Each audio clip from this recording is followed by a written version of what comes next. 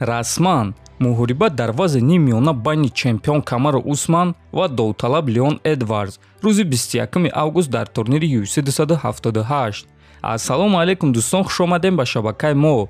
дар навори имрӯза оиди тозатарин ва муҳимтарин хабарҳо аз ҷаҳони ММА гап мезанем. ва дӯстон, дар навори гузашта мо аз шумо хоҳиш кардем ки 1000 лайк ҷамъ кунем, аммо шумо аз 5000 лайк зиёд мондем ва барои ин кор мо миннатдории худро ба шумо мерасонем ва биёед дӯстон ин корро давом медиҳем. лайк мондан вақти зиёди шуморо намегирад, аммо барои пешравии канали мо кӯмаки хеле калон мекунад. ва биёед дар ин навор ҳам лайки зиёд ҷамъ мекунем ва мебинем ки чанд ҳазор лайк ҷамъ карда метонем. оё рекорди видеои гузаштаро монда метонем ё не? барои ҳамин дӯстон лайкро зер кунен, мо боша наворро оғоз мекунем. дӯстон, агар шумо хароб ҳастеду фарбеҳ шудан мехоҳед, ё ин ки фарбеҳ ҳастеду хароб шудан мехоҳед, ё ин ки қувваи мардонагии худро қавитар кардан мехоҳед, ва ё ин ки агар шуморо бемориҳои гурда, дил, дарди мушакҳо ғам диҳад, пас мо ба шумо беҳтарин ширкат шифофарморо тавсия медиҳем, ки дар ин ширкат шумо доруҳои гиёҳӣ ва оригиналро барои ҳама дардҳо бо нархи арзон дастрас карда метонед.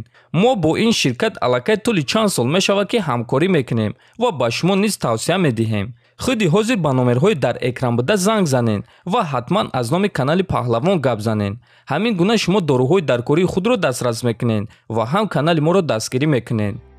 чанд соат пеш турнири UFC 275 баргузор гардид, ки дар муҳорибаи асосии турнир чемпиони вазни ним вазнин Гловер Тейшера бо довталаб Ирҷи Прохаска вохӯрд. муҳорибаи хеле дурахшон шуд ва аз рӯи баллҳо чемпион дар пеш буд, аммо Ирҷи Прохаска дар панҷум раунд 30 сония то тамом шудани муҳориба чемпионро ба усул гирифтан маҷбур кард ки таслим шавад ва ҳамин гуна ӯ ғалаба ба даст оварда чемпиони нави UFC дар вазни ним вазнин шуд.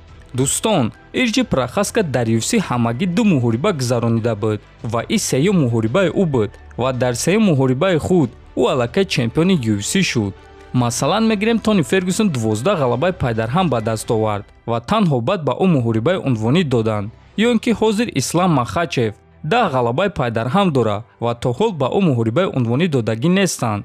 ин гуна ҷангварҳо зиёданд, аммо ба монанди Ирҷи ҷангварҳо хеле каманд, ки аллакай дар сеюм муҳорибаи худ барои камарбанд меҷангад. чунин ҷангвар боз Майкл Чендлер буд, ки дар дуюм муҳорибаи худ дар UFC барои камарбанд бо Чарлз Оливера ҷангид, аммо мутаассифона мағлуб шуд. мо Ирҷи Прохаска ва мухлисони ӯро табрик мекунем, а ба Гловер Тейшера боша аҳсан мегӯем. ӯ 42 сола аст ва ба ӯ ҳамагӣ 30 сония дигар барои ғолиб шудан дар кор буд, аммо мутаассифона имрӯз рӯзи ӯ набудааст ва ба ҳар ҳол дар синни 42 солагӣ чунин муҳориба на ҳар кас нишон дода метавонад. муҳорибаи Гловер Тейшера ва Ирҷи Прохаска беҳтарин муҳорибаи шом шуд ва ҳар дуи ҷангваро $50,000 бонус ба даст оварданд.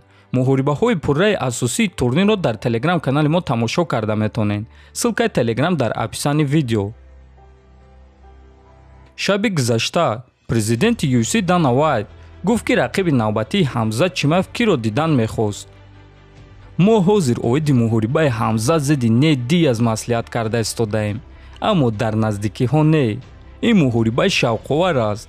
Ҳамзат сеюм рақами рейтинг аст ва муҳорибаи ӯ бо Нейт муҳорибаи бисёр ваъдадиҳанда аст. ҳамчунин Ҳамзат зидди Колби низ хеле муҳорибаи шавқовар аст. барои ҳамин мебинем ки чӣ гап мешавад, гуфтааст Вайт. ҳамчунин дӯстон, Дана Вайт гуфт ки аз сабаби пулҳои калон мотиватсияи Ҳамзат кам шуда истодааст. ки аз Ҳамзат дида гуруснатар буд. ӯ ҳар ҳафта ҷангидан мехост. ӯ камарбанди вазни нимёна, вазни миёна ва вазни ним вазнинро гирифтан мехост, аммо баъд ту пул ба даст меорӣ ва ҳаракати ту сустар мешавад. барои ҳамин ҳозир ман ҳичӣ гуфта наметавонам. ҳозирашда барои Ҳамзат ягон чизе тайёр нест, гуфтааст Вайт. ва дӯстон фикр мекунам ки Дана Вайт аз Ҳамзат Чимаев каме малол шудагӣ бар ин метобад ва ин чизро аз суханҳои ӯ фаҳмида мешавад. варзигари тоҷик Муин Ғафуров баъди ғалабаи дурахшони худ дар ташкилоти LFA дар муҳориба зидди варзигари бразилӣ Герберт Соуза ба мухлисони худ миннатдории худро расонд. ассалому алайкум бародаро. бо розигии худо ва дастгирии ҳамаи шумо дастболо шудему парчами ватанро боло бардоштем. ҳазор раҳмат ба ҳар яктаи шумо барои дастгирии самимона. иншааллоҳ дальше больше Тоҷикистон навиштааст Муин дар саҳифаи иҷтимоии худ.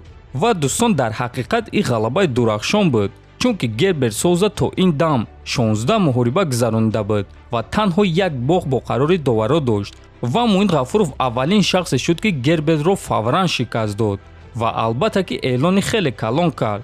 Агар мо ба ғалабаҳои Муин назар кунем, аз 18 ғалабаи худ 17 тоашро ӯ фавран ба даст овардааст. Чунин ҷангварҳо дар ҳақиқат хеле каманд, ки 96-97% ғалабаҳояшонро фавран ба даст оварданд ва илова бар ин Муин дар вазни 61 килограмм баромад мекунад.